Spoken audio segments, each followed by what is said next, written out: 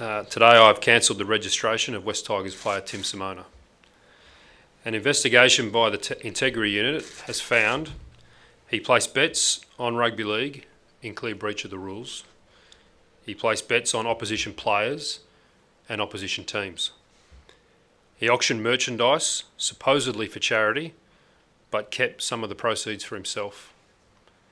And he was certainly not truthful in his interviews with the Integrity Unit. The Integrity Unit was also presented with other information relating to his interaction with a third party, which we have also considered. This is an extremely sad situation. Tim Simona has a serious personal problem, and he has expressed some remorse. He's worked very hard to become an elite athlete and an elite rugby league player. He has now thrown that away. The game will continue to care for him. He'll be provided with the welfare and the assistance that he needs in this very difficult time. But based on the evidence that we've identified, it is very hard to imagine that Tim Simona will be registered with the NRL at any time in the future. Our fans must have trust in the game, and our fans must have trust in the players. Our assessment is this is an isolated incident and that Tim Simona acted alone. But where someone considers breaching that trust, we will make sure they are removed from the game.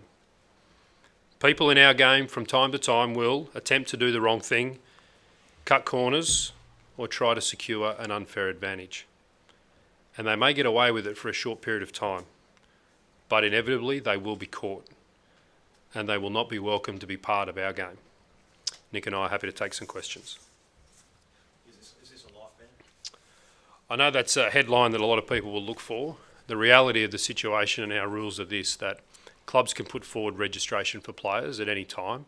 He also has appeal mechanisms in place. But the reality is, as we sit here today with the evidence in front of us, that I can't see us ever registering a contract for him in the future. But you mentioned this is a solo instance. It's obviously a strong punishment. What message do you want this to send to other players or anybody outside of the NRL who may ever consider doing such actions in the future? Yeah, I've made that pretty clear before, and I'll make it clear again today, that betting on rugby league is not available for players. Players know that. They're acutely aware of their responsibilities, as was this player. He knew his responsibilities and he knew the consequences. And where players take risks, then there needs to be big penalties in place. And that's what today's about. Nick, what reason did he offer for doing it? Everyone knows it's against the rules. I don't think he had a good reason for it. He understood exactly what he was doing. He knew it was wrong, and he knew the consequences.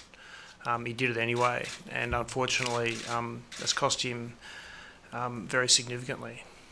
Todd, you say bet on opposition teams. Are you saying he tried to throw games? Is there evidence of him trying to throw games or throw moments in games? No, there's not. What I'd say is he placed bets on opposition players and opposition teams, and we don't have evidence that he changed his performance to try and win those bets. And that's certainly something that the player denies. But the fact is the bets were placed. Was that successful? Would have been successful? No.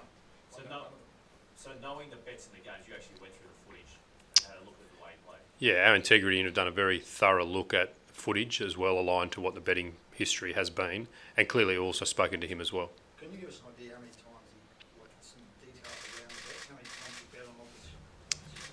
I'm not going to get into the specifics, but there are multiple bets on multiple teams and players. And the bets aren't significant by any stretch. They're modest bets, but to be fair, that's irrelevant. How far back do they go? They go back in over a couple of years. So the policeman, well, why did they want to this something worth investigating? What was the policeman? Who's that? The police.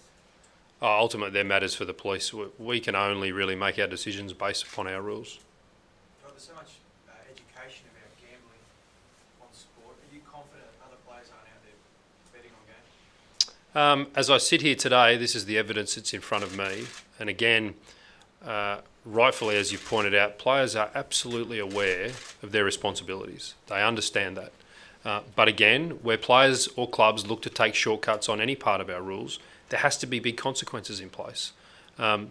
Again, I remind people that we have invested more inside the Integrity Unit in the last 12 months and will continue to invest more resources and capability inside the Integrity in the coming 12 months for these reasons. because we must ensure the integrity of the game is protected. It's fundamental to the core fabric of the sport. Nick, how did this come to your attention? We received some information. I'm not really going to go into the detail of from whom or when, but we received some information that caused us to look into it further, and that's what we did. Are you confident, a lot of these things do seem to come from tip-offs, are you confident that you've got the mechanisms to be able to monitor it yourself?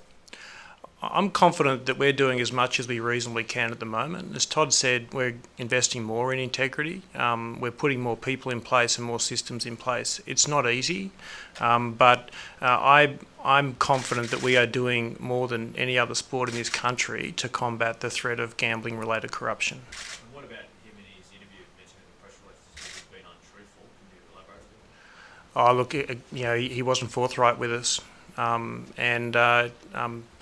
that's something we expect of players as required under the rules. He wasn't forthright with us the first time or the second time we spoke to him. So just to clarify, so none of the bets examined in this, he was successful on none of them, saying, or just the bets on opposition teams and opposition players were successful? Look, there's a range of bets, but it's fair to say that they weren't very successful. But again, there's no evidence in front of us that he changed the way he played in any of that information. And what were the size of the bets? Look, I'm not going to get into the specifics, but as I said, they're modest. But in our view, that's irrelevant. Would you block him from playing in England? Look, what he decides to do and what other authorities decide to do is completely matters for them. Todd, could I ask about what was going on with the jerseys? Can you give us any detail around that? Look, all I can tell you is that he was putting forward opportunities to sell jerseys and putting that money to charities, and that money did not go to the charities. I personally feel sick in the stomach when I hear something like that. That's abhorrent. From all this, Todd, it sounds like he was a young man in quite desperate need of money. Would that be an accurate way? Look, I said this in my opening and I'll say it again. I think Tim's got some problems, some personal problems. He needs to take them and front them. And the game will give him that support.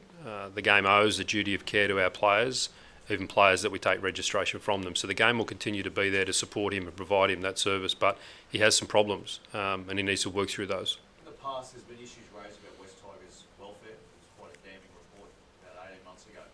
Is this a reminder of that? Well, I think it's a reminder for all clubs, and it's certainly a reminder for the game that the energy and effort and expenditure we make across the game is important. Our players are in the spotlight every day, and it's not easy. But also there are no excuses for poor decision making, and our players are reminded of that every day. Are you concerned for him? Like, I was trying to ask questions about the jersey. So, how was he doing it? Was he doing it on Facebook or online? What was going on with the jersey? Yeah, there were mechanisms online where he would put jerseys up for sale, and he would purport that those funds would go directly to a choice of charity. And what was clear to us in the investigation was that that was happening regularly, but the money wasn't flowing through to the charity. Todd, there's a line there about information which has been considered related to third party. There's some pretty graphic allegations made on social media. Are they those allegations that we're referring to? Yeah, again, we're not going to talk specifically, but there's a range of other material that was placed in front of us that helped us get to this position. Did you personally tell Tim of his penalty, and what was his reaction? Nick spoke to Tim this morning. Yeah, look, his reaction was as you'd expected to be. He was devastated. he was expecting something else. I'm not sure what he was expecting, but clearly the type of news that we delivered to Tim today for a young athlete who's worked his entire life to become a professional NRL player, the news is about as bad as it gets. So, it's not an easy decision for Todd to reach. It's not an easy message for us to deliver. How contrite was he? Like, I know that he had to write, I think, a letter to you guys appealing, I suppose, some sort of clemency. How contrite was he? Oh, look, he's expressed remorse for what he's done. He realises he's made a terrible error, and he realises he's got a long road ahead of him in terms of addressing some of the issues he has off the field that have caused him to get in this position. If he was more honest, would it lessen the penalty if he was more honest? I think whenever we deal with a matter, the more honest, the more quickly people come forward with the problem, that helps them. What specific support will you be giving Tim from here moving forward? Oh, look, I don't want to go into the details of the issues that Tim has. He's been receiving some support. The game has, both at the Tigers Club, at the NRL, and through the RLPA, has access to, real experts. A lot of players access them. Tim will continue to have access to those services. Are you confident this isn't a widespread problem with players? Yeah, I'm confident. But again, where players decide to take shortcuts or break rules, the message is simple. That may take some time, but we'll find out. So the message is very clear to players: make good decisions. Todd, he's played for the West Tigers, he's placing these bets, he's selling West Tigers merchandise online. Did anyone at the West Tigers have any idea that he had issues? Not that I'm aware of.